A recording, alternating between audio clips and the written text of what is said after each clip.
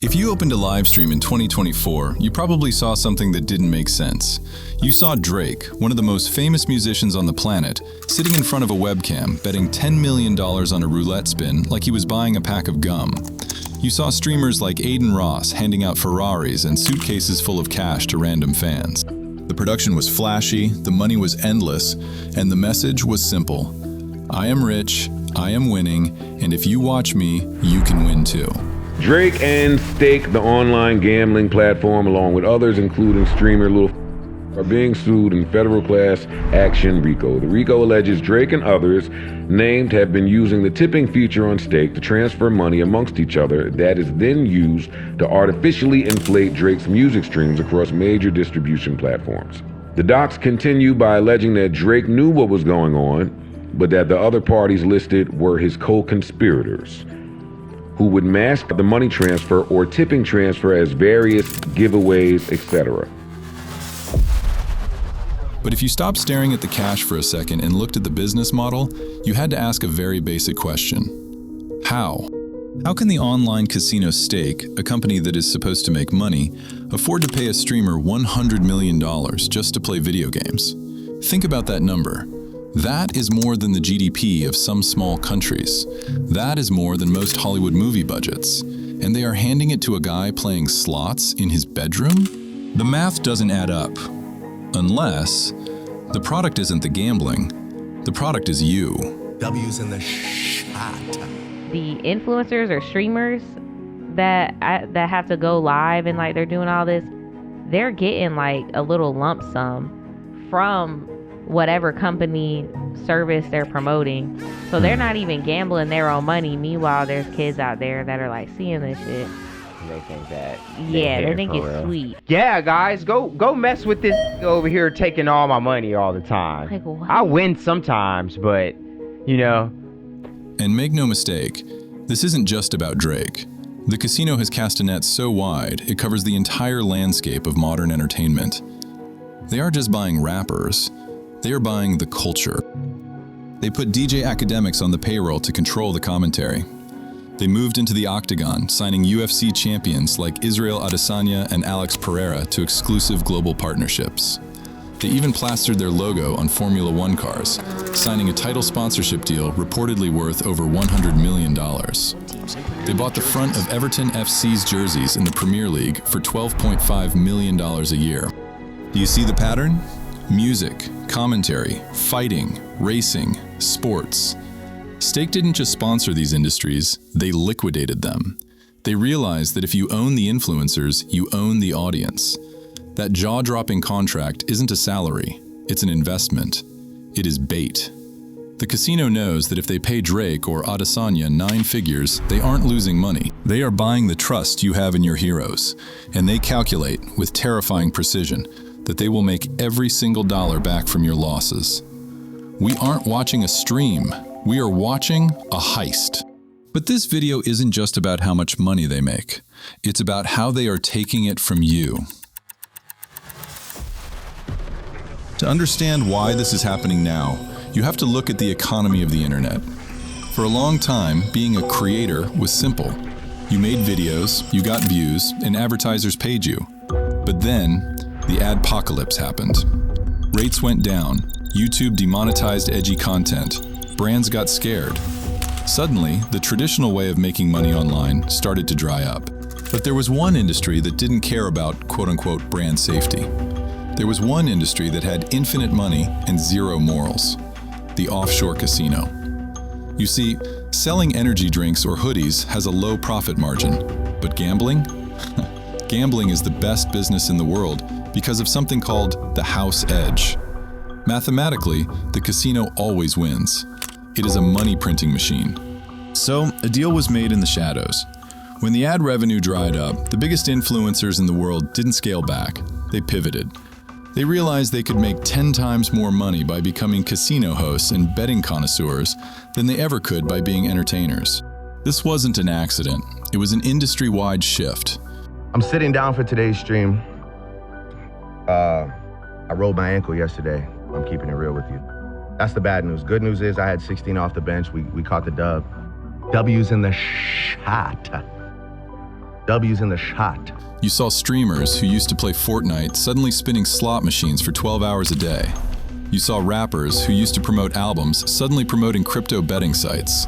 They stopped creating content. They started recruiting customers. And the platform for this new era wasn't Twitch or YouTube. It was Kick, a streaming platform literally backed by the founders of Stake, the world's biggest crypto casino. They built their own playgrounds. They didn't have to follow the rules. Now, you might be thinking, okay, but gambling is risky. If Drake loses $8 million on a stream, isn't he taking a huge risk? This is where the scam gets truly dark. According to multiple lawsuits and insider leaks, the gambling you see on screen is often a complete illusion. It's theater. The mechanism is called a house wallet. Here's how it works.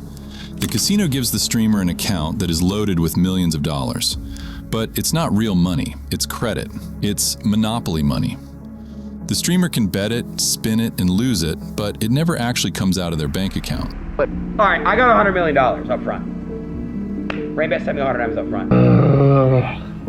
Bro is single-handedly convincing an entire generation of kids that gambling is cool and they'll make money.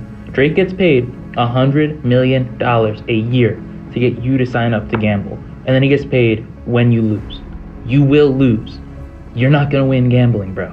So when you see Drake lose $1 million on Red and just laugh it off, he's laughing because it didn't cost him a dime. But here's the problem. You don't know that. To the kid watching at home, it looks real. They see their hero betting their life savings and acting like it's no big deal. It rewires the viewer's brain. It creates a psychological trap. It teaches young fans that losing money is just part of the game. It normalizes financial ruin. That is the goal. They are grooming you to be careless with your money while they are perfectly safe with theirs. They play with a safety net. You play with your rent money. But the one thing that I did see was this clip of someone leaking that they were getting paid like 1 or 2 million per month. These casinos are getting at least 1 to 2 million of a return on their investment in me.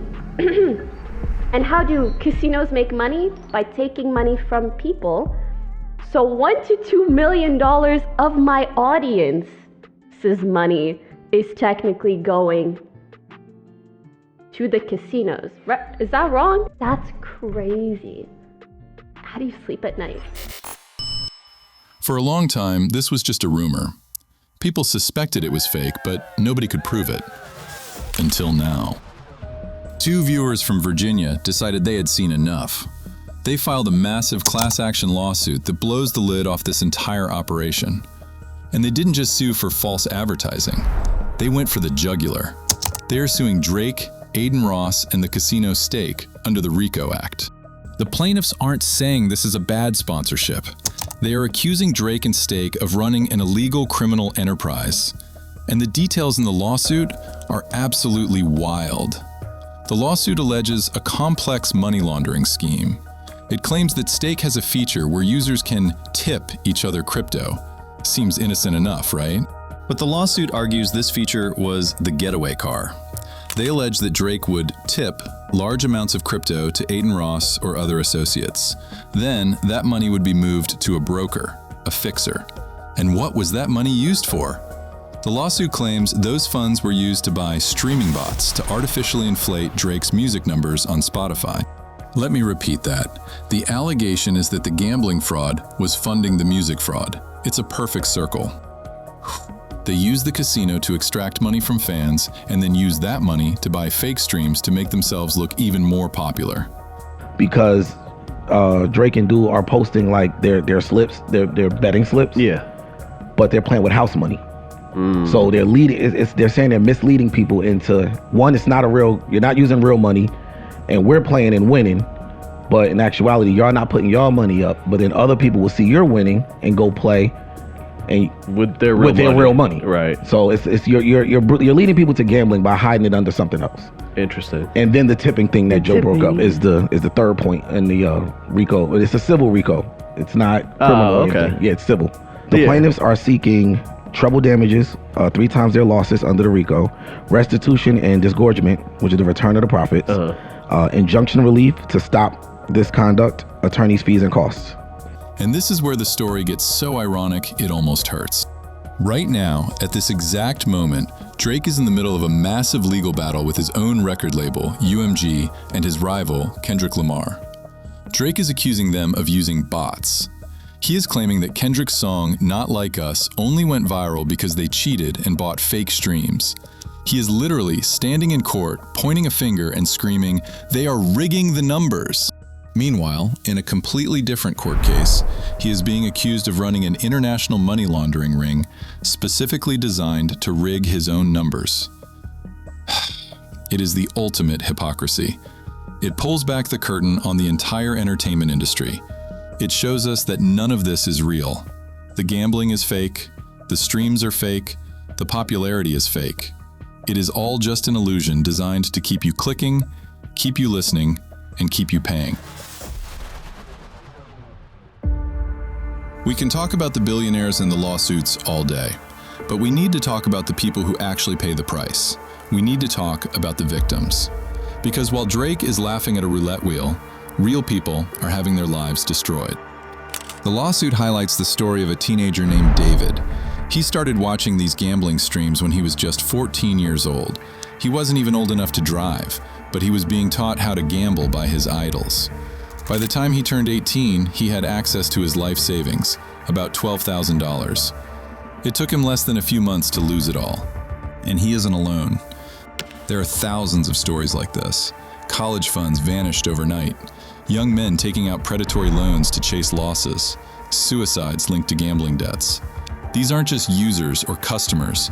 These are victims of a psychological weapon. We are witnessing the liquidation of the fan base. The internet has morphed into a giant extraction machine. The line between entertainer and dealer has been erased. If this lawsuit fails, this becomes the new standard. Every influencer becomes a casino host. Every stream becomes a trap. But you have the power to opt out. Because the only way the house wins is if you decide to sit at the table. This is Redline Theory.